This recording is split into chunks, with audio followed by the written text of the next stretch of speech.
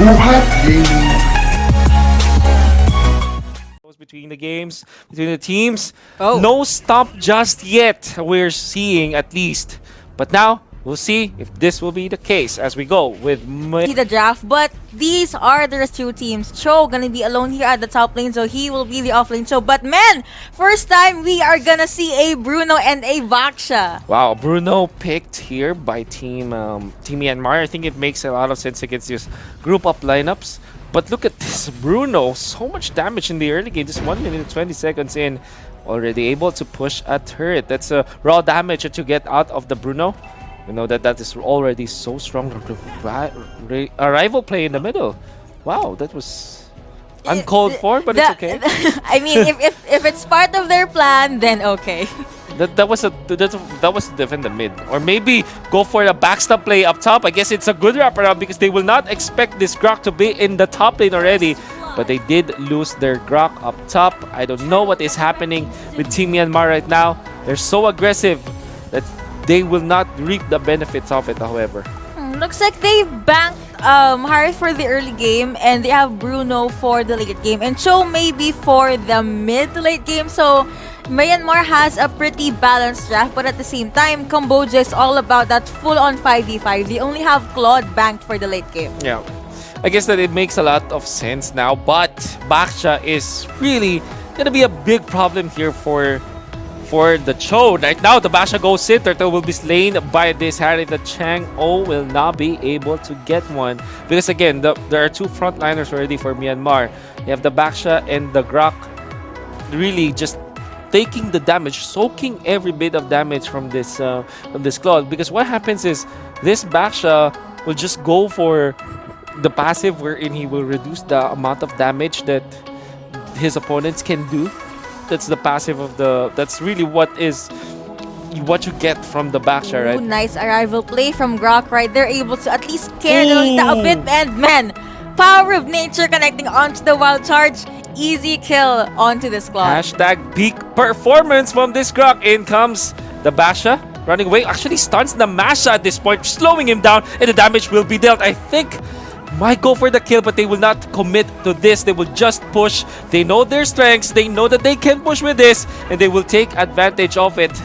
And the Masha is now trapped in a very bad spot against his opponents. Can we have the OBS to the top part? Because there was a fight right there, but Bruno was able to take out the turret there at the bot lane. So no more outer turrets for the Red Cyber right now. Looks like this show is receiving a lot of damage. Grok is right there to save the day, though, trying to zone out the enemies as much as he can, and he is able to do so. That was a Lolita and a Chang-O. Claude, of course, just bidding his time, just gonna get the farm in that he needs. Oh yeah, now what they do have right now is so much potential into taking the objectives in the early stages of the game. Having the Bruno, getting so much farm ahead, level 7 already with this Bruno. I wonder how much farm he gets as of this moment, but the freely farming Bruno surely is having a better time compared to this Claude, who's always been contested by the members of Team Myanmar.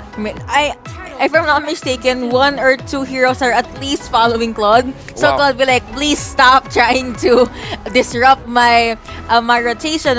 An almost kill there from the Bruno. How is this Bruno so powerful in the early game? That's what you get, right? The iron legs, right? I don't think it's called the iron legs, but I will call it the iron legs, just like in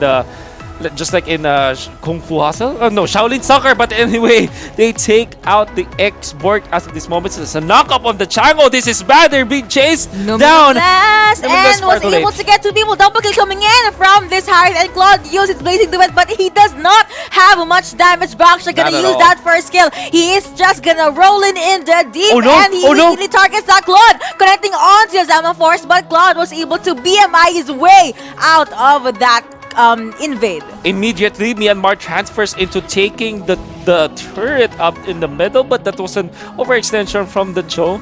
Duly punished by Team Cambodia, and Myanmar, after taking the turret, they immediately go for this take on the buff and was able to make it in time. Now he on this Harith might have overextended his grounds, but now he's kept safe by this Grok and this Baksha, and they're still chasing Claude, able to run away. Almost going down, and that's scary for the Claude. Chun not having the great time with this Claude. that sync from the blue team right there, the wild charge, he was able to neutralize the advantage Cambodia has. Also, can I just say, 6 minutes in, that that meteor shower, it hurts a lot. Hurts. Did you see that damage? That's so much damage. Fortunately, Myanmar does have this Baksha in this Grok to tank it up if ever they are threatened by it, but they have to be careful about this. And look at this meteor shower already committed. In comes the Baksha, but they go for the backlines this time. Will they commit? They actually are stopped by the Team Cambodia, but in comes the Harith. The Zaman Force is available and they can use it, but nobody from Team Cambodia overextending or overstepping their bounds, always respecting the firepower that Myanmar does have at this point. Whoops, Guardian's barrier just to make sure no one will be able to get out of there. And Ban Ho No gets knocked up and gets taken out by the marksman from the blue side. Bruno gets a kill, and that is the opening that Myanmar needed. They will most probably convert this to another kill or maybe a turret. Really scary spot here for Team Cambodia. And even this Masha, look at the damage coming out from the Bruno. Really just having these balls rebound to against the turret and already being threatened. And while this is happening, Turtle will definitely be taken by Myanmar courtesy of this Harith. Takes some time, but the other tanks of Team Myanmar already looking for a target while the Cho is in the bottom lane. I realized something is if someone does try to go near Bruno, Baksha will just, I don't know, stun them with his first kill, or Harith will just use the Zaman Force. So this Bruno is untouchable right now. At this point, yeah, definitely after also securing so much farm in the bottom lane, uncontested by Team Cambodia. It's true, Bruno is not that good in the meta. It's a niche pick, but if you do get your checkboxes ticked, you will have a good time with the Bruno. Ooh, X-Borg being targeted right here. He used Last Insanity and Flicker just so he'll be able to get out of there alive. That Lolita being hit by the wall charge is enough to scare this tanky tank away. Masha alone there at the mid lane, though, trying to most probably get a turret, but these three people on the top lane, they will defend this. The Cho in. Then hello, what's up? I'm gonna try to take you down, but Masha immediately runs away with the help of her speed. I like the decision of the Cho. Instead of going for a kill, he just went for the defense of the turret because it matters more than the kill on the Masha. They might kill the Masha, but losing their tier 1 turret in the middle, that's also very important to secure.